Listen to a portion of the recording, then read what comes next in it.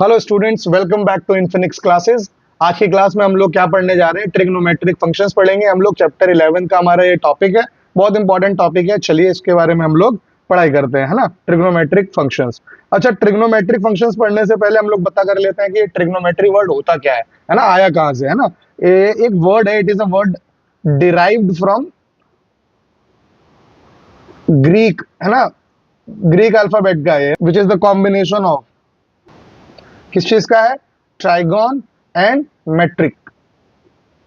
ठीक है, इसको मिला के ये बना है अपने, ट्राइगोन और मेट्रन को बना के ये हमारा ट्रिग्नोमेट्री वर्ड डिराइव हुआ। इसका मतलब क्या होता है?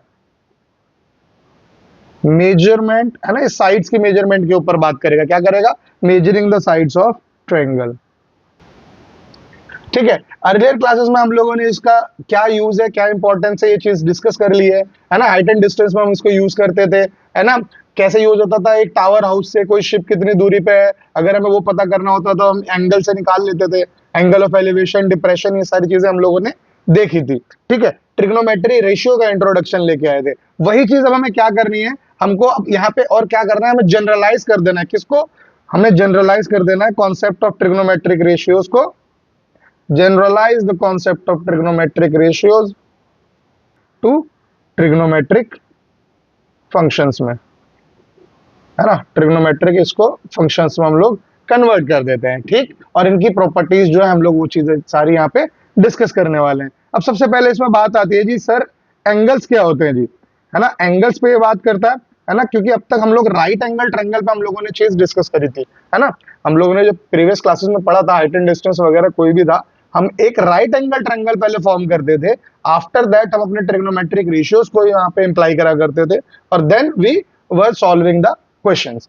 तो हम लोग यहाँ पे एंगल्स की बात अगर करते हैं तो बेटा देखो, दो लाइंस कहीं पे किसी पॉइंट पे मिलती है तो वो एक एंगल का फॉर्मेशन करते थे।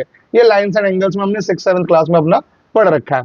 तो यहाँ पे क्या है एंगल बेटा? अब देखो, दो लाइन कह लो या रेज कह लो, ठीक है। ये एक रे हो गई, एक रे ये होगी।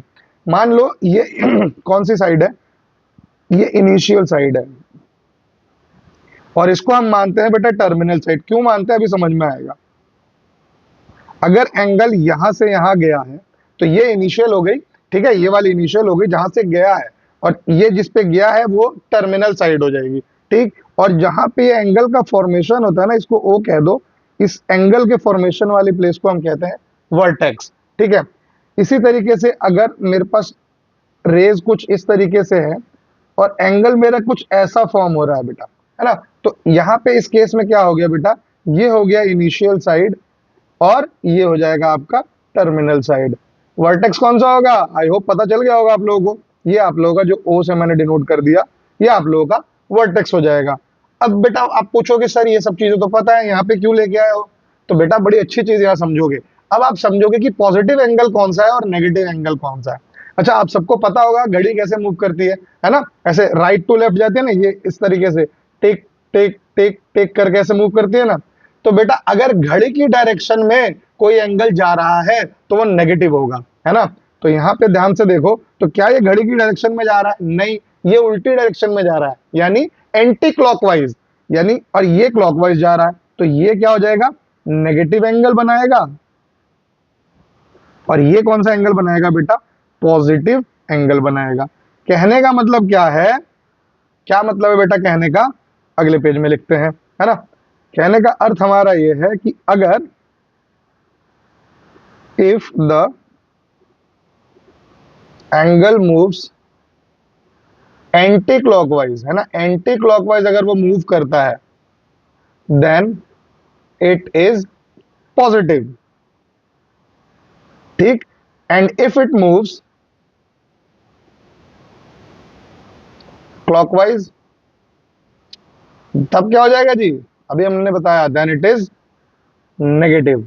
आई होप यहां तक अच्छे से क्लियर होगा, है ना। ये एंगल की बात कर रहा है। अब हम लोगों ने बात कर लिया एंगल कैसे बताया, नेगेटिव पॉजिटिव, ये चीज हम लोगों ने डिस्कस कर लिया। अब क्या चीज है बेटा?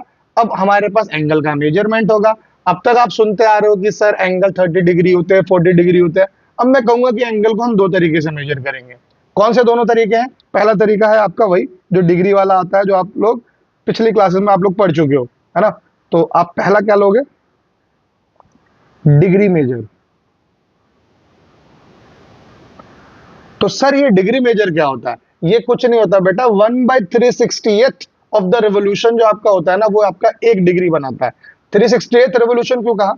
हमने जब भी एक कंप्लीट उसकी बात करी थी रोटेशन की, तो कितना एंगल बनता था बेटा टोटल? 360 डिग्री का बनता था ना। तो उसका अगर 1/360th पार्ट, यानी 1/360th पार्ट अगर जो एंगल फॉर्म करेगा ना, ये जो पार्ट एंगल फॉर्म करेगा वो 1 डिग्री का एंगल फॉर्म करेगा, है ना। वो 1 डिग्री का एंगल फॉर्म करेगा। जैसे मैं बात करता हूँ, जैसे एक ये रे है, अगर मेरा एंगल शुरू होता है यहां से और कुछ इस तरीके से जाता है, तो कितना डिग्री हो गया बेटा? ये कंप्लीट एक पार्ट ले रहा है, तो ये 360 डिग्री हो गया। एक इस तरीके से है मेरे पास, ये रहा, ये यहां से शुरू हुआ और यहां खत्म हो गया, तो ये कितना ले रहा है बेटा? 180 डिग्री ले रहा है। उसी तरीके से अगर मेरा एक एंगल कुछ इस तरीके से आ रहा है और वो ऐसे आ रहा है बेटा, ऐसे, है ना, तो बेटा ध्यान से देखो, ये 90 डिग्री है, तो 360 में से 90 हटाएंगे तो 270 डिग्री नहीं आ जाएगा? पॉजिटिव क्यों आ रहा है? क्योंकि एंटी क्लॉकवाइज चल रहा है। अगर मैं कहूं कि नहीं सर मेरा डायरेक्शन थोड़ा सा और बढ़ाओ, मेरा एंगल थोड़ा सा और बढ़ाओ, तो लो जी, इससे ज्यादा और लो, ये बढ़ गया, लो। तो बेटा ध्यान से देखो, यहां से यहां तक एक कंप्लीट रेवोल्यूशन आया, तो 360 तो यहां तक आ गया। अब ये यहां से यहां तक का एक 60 डिग्री का एंगल और इसने बना दिया, तो टोटल कितना डिग्री हो गया बेटा? 420 degree. Again this is positive. But अगर मैं अब इसकी बात करूं और ये एक एंगल बना रहा है 30 डिग्री का, तो कितना ये होगा बेटा? ये होगा -30 डिग्री। ठीक है, ये आप मेजर करोगे तो आपको पता चलेगा, ये आपको गिवन होगा। अब आप ये मत समझो सर आप अपनी मर्जी से लिख रहे हो। ठीक है, यहाँ पे मेरे पास ये कंडीशंस गिवन है, या फिर मैं एंगल ही उस हिसाब से बना रहा हूं जो मेरा ये आएगा। ठीक, तो इस तरीके से हम लोग डिग्री में मेजर करते हैं। फिर एक और मेजरमेंट आता है, ठीक है, डिग्री के बाद आता है रेडियन मेजर। लेकिन डिग्री में हमारे पास एक चीज और समझने के लिए है। क्या है वो चीज? कि बेटा डिग्री मिनट और सेकंड में भी कन्वर्ट होता है। यानी 1 डिग्री आपका 60 मिनट होता है, एंड दिस, ये जो ऊपर वाला ये कॉमा है ना, ये मिनट का नोटेशन है ना। एंड 1 मिनट जो है आपका बेटा, वो 60 सेकंड में कन्वर्ट होता है। तो आपके पास ये सारे कन्वर्जन आएंगे, अभी आप एग्जांपल्स देखोगे, एक्सरसाइज के क्वेश्चन देखोगे, आपको अच्छे से ये सारी चीजें समझ में आ जाएंगी। ठीक है, आफ्टर दैट हम लोगों के पास क्या है? रेडियन मेजर है हमारे पास। क्या है बेटा? Radian major. रेडियन मेजर में मैं एक सर्कल बना लेता हूं, यहाँ पे थोड़ा आसानी होगी समझने के लिए आपको। जैसे मान लो आपने एक ये सर्कल बना लिया, ठीक है, और ये सर्कल कौन सा सर्कल है बेटा जी? ये सर्कल है आपका एक यूनिट सर्कल। यूनिट सर्कल का मतलब आई होप आप लोगों को पता होगा, है ना। दैट सर्कल जिसका जो रेडियस होता है वो 1 यूनिट का होता है, तो उसको हम यूनिट सर्कल कहते हैं। तो क्या है बेटा ये चीज? अच्छा, अगर एक आर्क एंगल सबटेंड कर रहा है और उस आर्क की लेंथ है 1 यूनिट, ये यहां से यहां तक की लेंथ कितनी है बेटा? 1 यूनिट। तो वो एक एंगल यूनिट सर्कल पे अगर सबटेंड कर रहा है, तो ये जो एंगल होगा वो होगा आपका 1 रेडियन का, है ना। यानी समझने की बात क्या है? That angle subtended at the centre by an arc of length 1 unit in a unit circle is said to have a measure of 1 radian. लिख लेते हैं, angle subtended at the center by an arc of length 1 unit in a unit circle। Unit circle बेटा अभी बताया मैंने, है ना। Unit circle ध्यान रखना हमेशा, यूनिट सर्कल वो होता है जिसकी रेडियस 1 यूनिट होती है। इज सेड टू हैव, क्या होता है बेटा? अ मेजर ऑफ 1 रेडियन, है ना। अच्छा, अब इसको मैं अगर जनरलाइज करने की कोशिश करूं, तो क्या मैं इसको जनरलाइज कर नहीं सकता? क्यों नहीं कर सकता भाई साहब? बिल्कुल कर सकता हूं। अगर मैं इसको जनरलाइज करता हूं तो बेटा if in a circle of radius R, देखो ध्यान से देखो, अगर मैं ये एंगल को थीटा कहता हूं, तो क्या ये थीटा 1/1 हो रहा है? तभी तो ये 1 रेडियन आ रहा है ना। तो देखो अब समझो कि बड़ा अच्छा एक फॉर्मूला आएगा, if in a circle of radius R, अगर अब रेडियस जो है वो आर है, यानी यूनिट सर्कल नहीं है ये, और एक आर्क लेंथ है, एन आर्क लेंथ क्या है? एल। और वो सबटेंड कर रहे हैं एक एंगल थीटा, है ना, एक एंगल थीटा को वो सबटेंड कर रहे हैं एट द सेंटर। तो क्या हो रहा है जी, वी हैव, ध्यान से देखो हमने यहां भी लगाया अभी वो, theta is equal to what, L by R. ये बड़ा अच्छा एक फॉर्मूला आया। इसी को आप चाहो तो L is equal to are theta भी लिख सकते हो, इसी को अगर आप चाहो तो are is equal to L by theta भी लिख सकते हो। लो हम लिख देते हैं R is equal to L by theta. तो आप इसको इस तरीके से लिख सकते हो। आई होप यहां तक क्लियर होगा आपको, ठीक है।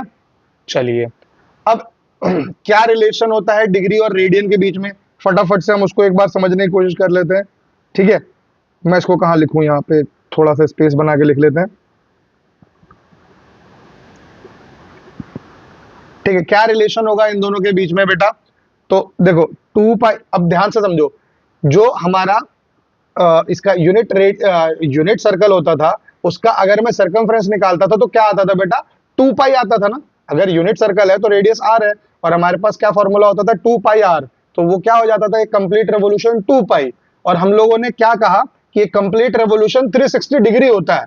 तो अगर मैं कंपेयर करूं उन दोनों को, तो 2 पाई क्या 360 डिग्री के इक्वल नहीं हो जाएगा, है ना। तो रेडियन और डिग्री में एक रिलेशन आया, यानी यहां से क्या मेरे पास पाई जो है वो 180 डिग्री नहीं आ जाएगा, है ना। ये बड़ा प्यारा एक रिलेशन आया। इससे हम क्या कर सकते हैं, और भी चीजें अपनी फॉर्मुलेट कर सकते हैं। जैसे अगर डिग्री मान लो, यहाँ पे हम मान लेते हैं रेडियन, ठीक है। क्या क्या ले लें जी, 30 डिग्री जो मेन यूज होंगे उसको लेते हैं, 45 डिग्री, 60 डिग्री, 90 डिग्री, ये मेन हमारे यूज होंगे। एक जीरो भी यूज होता है, बट जीरो तो जीरो ही रहेगा। तो ये क्या हो जाएगा बेटा, पाई बाई कितना हो जाएगा ये 30 डिग्री, यानी 180/6। ये हो जाएगा बेटा पाई बाई 4, ये हो जाएगा बेटा पाई बाई 3, ये हो जाएगा बेटा पाई बाई 2। आप इसको वेरीफाई भी कर सकते हैं, ठीक है। ये आप लोगों का टास्क भी रहेगा, ठीक। और अगर 270 हो गया तो 3 पाई/2, 180 हो गया तो पाई, ठीक है, 360 हो गया तो 2 पाई, ठीक है। ये चीजें आप लोग कर लेना। अब बेटा हम लोग क्या करेंगे, कन्वर्जन करेंगे। क्या कन्वर्जन करना है हमें, रेडियन मेजर से डिग्री में जाना है, या फिर डिग्री से आपको क्या करना है, रेडियन में आना है। तो मैं फटाफट यहाँ पे कहीं स्पेस होगा, फॉर्मूला बनाने की कोशिश करता हूं, यहां पे बना लेता हूं। क्या है बेटा कन्वर्जन का फॉर्मूला, रेडियन में अगर कन्वर्ट करना है तो रेडियन में, मैं यहां लिख देता हूं रेडियन में। तो क्या होगा, आपको क्या करना है, डिग्री के मेजर को पाई बाई 180 से मल्टीप्लाई कर देना है, ठीक है। Pi by 180 into degree. और अगर डिग्री को आपको रेडियन में करना है तो 180/पाई को रेडियन से मल्टीप्लाई कर दो। ये फॉर्मूला आप यूज करोगे और अपने इन क्वेश्चंस को सॉल्व करोगे। अभी हम करेंगे, समझ में आएगा। और बेटा जब भी आप डिग्री में कन्वर्ट करोगे ना, तो ट्राई करना उसको मिनट और सेकंड में भी कन्वर्ट कर दिया जाए। चलिए आते हैं हम लोग अपने पहले एग्जाम्पल पे। क्या कहता है हमारा पहला एग्जाम्पल, यस,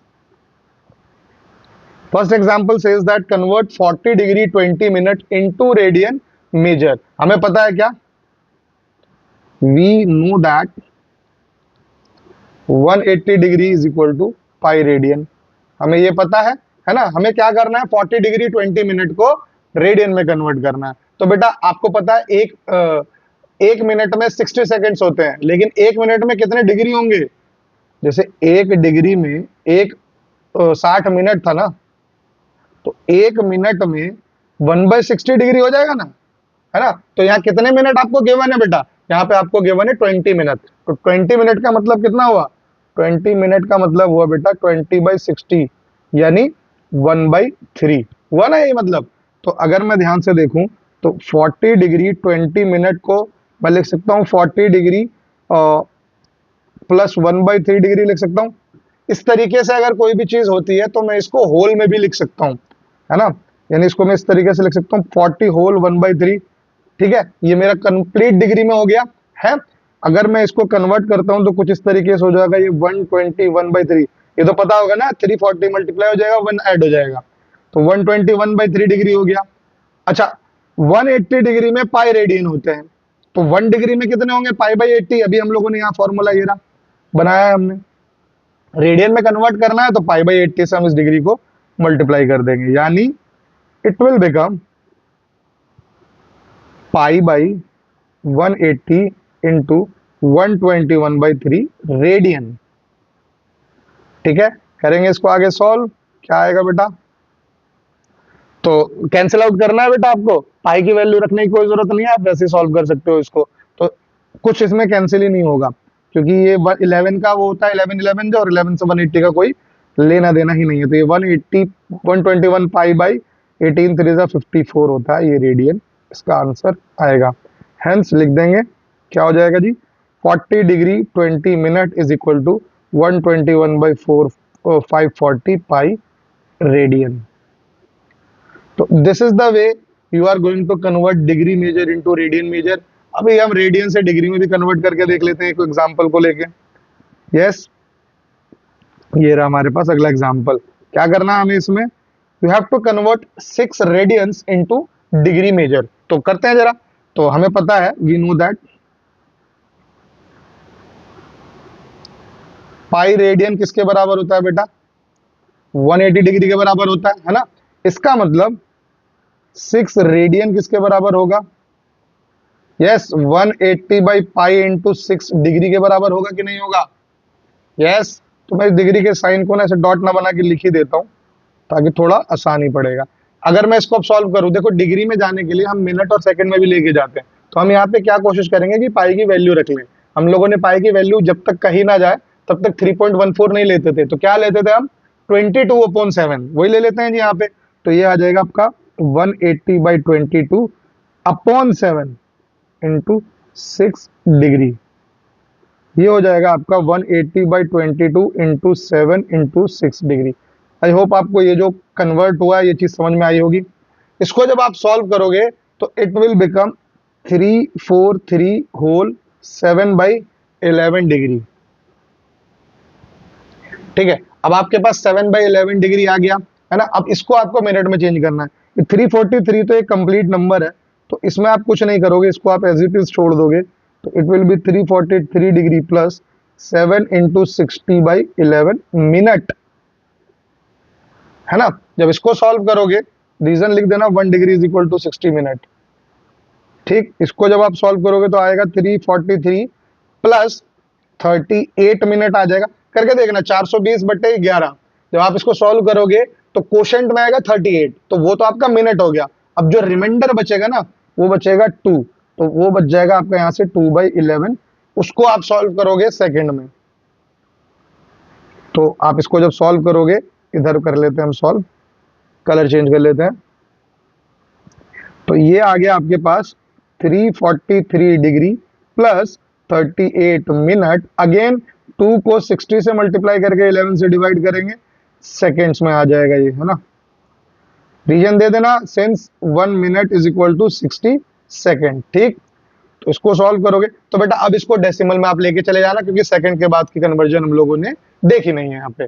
तो हमारे पास ये आ जाएगा बेटा 343 डिग्री प्लस 38 मिनट प्लस ये आएगा डेसिमल में 10.9 अप्रोक्सीमेटली कुछ वैल्यू आएगी, है ना, मिनट। तो आप इसको इस तरीके से लिख सकते हो, 343 degree 38 minute 11 second approximately. This is the conversion of radian into degree measure. I hope आप लोगों को समझ में आ गया होगा। ठीक है, इन क्वेश्चंस को खुद से प्रैक्टिस जरूर करना, बिना प्रैक्टिस के आप लोग कितनी भी कोशिश कर लो नहीं हो पाएंगे सॉल्व। चलिए,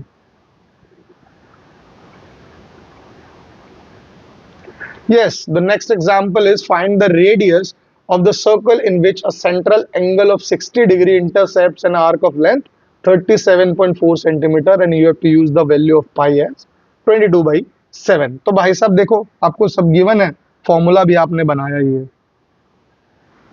कहोगे सर क्या गिवन है? देखो हेयर लेंथ, आर्क की लेंथ दे दी है, क्या दिया जी? 37.4 सेंटीमीटर। और क्या दिया है जी? सेंट्रल एंगल थीटा दे दिया है जी 60 डिग्री। आपसे पूछा है रेडियस, तो आपको पता है इसको रेडियस आपका हमेशा रेडियन में ही आएगा, तो आपको इस डिग्री को पहले रेडियन में कन्वर्ट करना पड़ेगा। तो आप इसको कन्वर्ट कर लो, 60 डिग्री को कन्वर्ट करोगे अगर आप, तो पाई बाई 180 से मल्टीप्लाई कर दोगे, कितना होगा? ये हो जाएगा आपका पाई/3। चाहो तो आप डायरेक्ट भी लिख सकते थे, अभी हमने टेबल में पीछे निकाला था ना, 60 डिग्री का कितना होता था? पाई/3 रेडियन। ये हमारे पास एंगल आ गया। We know that R is equal to क्या था, एल बाई थीटा। यस, तो हमारे पास ये फॉर्मूला है, R is equal to L by theta.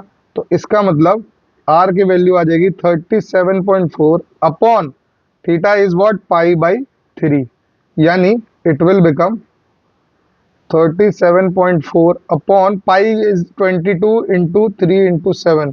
ये कैसे आया, समझ में आया ना? 22 के नीचे जो 7 था वो भी ऊपर आ जाता है। तो जब आप इसको सॉल्व करोगे इट विल बिकम 35.5 और 35.7 सेंटीमीटर। चाहो तो लिख दो, hence the radius of the given circle is 35.7 centimetre. है ना, समझ में आ गया? डायरेक्ट क्वेश्चन सॉल्व हो रहे हैं बेटा, ठीक है? ये बेसिक क्वेश्चंस आते रहते हैं, सिंपल क्वेश्चंस, और ये जब कर पाओगे तभी आप इसके आगे के जो बड़े बड़े क्वेश्चंस होते हैं उनको आप लोग डिस्कस कर पाओगे। आगे बढ़ते हैं हम लोग। Yes, the next one is the minute hand of a watch is 1.5 centimetre long, how far does its tip move in 40 minutes. ठीक है, कह रहा है आपको यहाँ पे देखो पाई की वैल्यू 3.14 लेनी होगी। कह रहा है कि एक मिनट हैंड है वॉच का जो कि 1.5 सेंटीमीटर लॉन्ग है, वो कितना उसका, how far does its tip move in 40 minutes, कितना डिस्टेंस, यानी देखो जैसे ये अगर आपकी एक वॉच हो गई और ये आपका एक मिनट हैंड हो गया, ये है 1.5 सेंटीमीटर का लंबा, है ना? वो कह रहा है कि वो कितना डिस्टेंस कवर करेगा, ये है ना, ये लेंथ निकालनी है आपको, एक तरह से आर्क लेंथ निकालनी है। कितनी देर में? 40 मिनट्स में बेटा, है ना, कुछ 40 मिनट्स इतने कुछ कवर होंगे, ये लेंथ आपको निकालनी है उसकी। ठीक, तो चलो जरा सॉल्व करते हैं। तो आपको पता होना चाहिए 60 मिनट में जो भी आपका एक क्लॉक होता है वो एक रेवोल्यूशन को कंप्लीट कर लेता है ना? तो इन 60 minutes the minute hand of a watch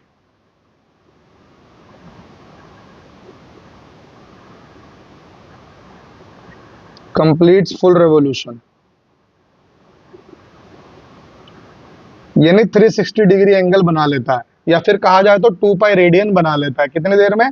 60 minute में। तो 40 मिनट में कितना होगा? देयरफॉर इन 40 मिनट्स 2/3 कर लेगा ना उसका जी, 20-20 मिनट के 3 पार्ट में कर दो उसको। द मिनट हैंड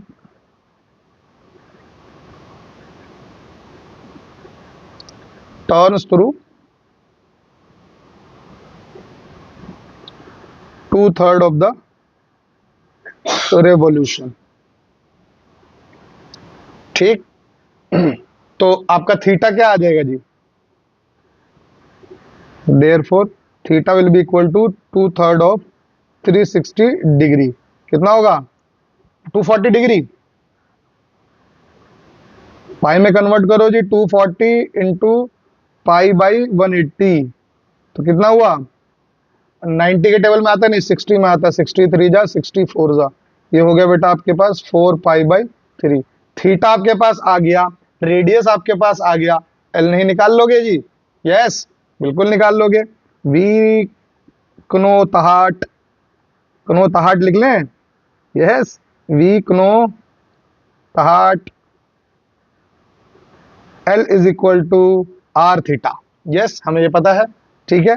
तो are is 1.5, theta is 4 pi by 3, l एक लेंथ है तो यूनिट विल बी सेंटीमीटर, क्योंकि आपको एल की जो सॉरी आर की यूनिट दी है उसी से एल की यूनिट आपकी मैच करेगी। तो ठीक है, इसको सॉल्व करोगे तो ये हो जाएगा जी, 3 को करेंगे तो 0.5 इंटू 4 हो जाएगा 2 पाई सेंटीमीटर। पाई की वैल्यू अभी हमने कहा 3.14 यूज करनी है, यहाँ पे गिवन है ये रही, है ना? तो ये हो जाएगा आपका 6.28 सेंटीमीटर।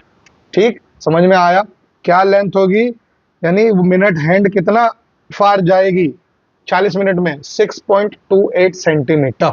आई होप यहां तक आपको समझ में आ गया होगा। चलिए अगले क्वेश्चन पे बढ़ते हैं, example number 5। Yes, if the arcs of the same length in two circles subtend angles 65 degree and 110 degree at the center, you have to find the ratio of their radii। ठीक है, एक arc है, दोनों की length same है, दो circle है अलग अलग, ठीक है। एक एंगल सबटेंड कर रहा है 65 डिग्री, एक एंगल सबटेंड कर रहा है 110 डिग्री। ठीक है, आपको क्या करना है, उनके रेडियस का रेशियो निकालना है। तो मान लो, बहुत बढ़िया सवाल है जी। तो let R1 and R2 be the radii of the two circles, है ना। अपने R1 और R2 उनको क्या मान लिया, दोनों सर्कल का रेडियाई मान लिया। θ1 क्या दिया है जी बेटा, 65 डिग्री। फटाक से इसको किस में कन्वर्ट करो, रेडियन में भाई साहब।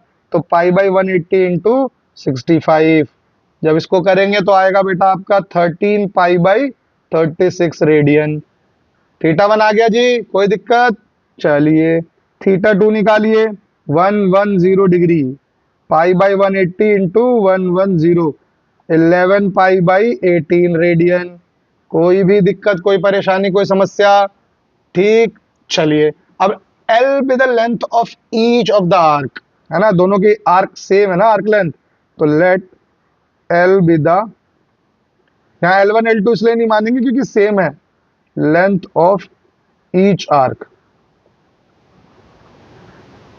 ठीक है, अब हमें क्या निकालना है, तो आपका यहां से क्या आ जाएगा, then L will be equal to R1 θ1, और लेंथ इक्वल ही है तो वो बराबर किसकी हो जाएगी, R2 θ2 के, है ना।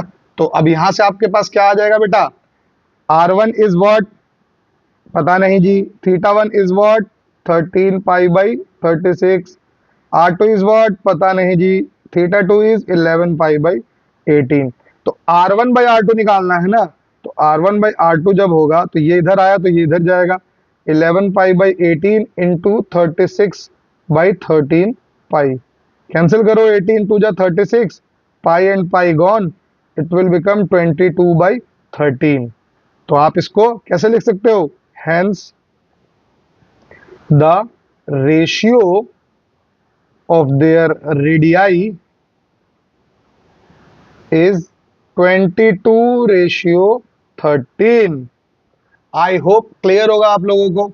यस, तो बेटा हम लोग आज इस वीडियो को यहीं तक रखते हैं, एग्जाम्पल्स तक, है ना। और हम लोग अगली क्लास की वीडियो में क्या करेंगे, इसकी एक्सरसाइज के सारे क्वेश्चंस हम लोग डिस्कस कर लेंगे। ठीक है, तो चलिए मिलते हैं अगले क्लास में। Till then bye bye, have a good day, God bless you all बच्चों।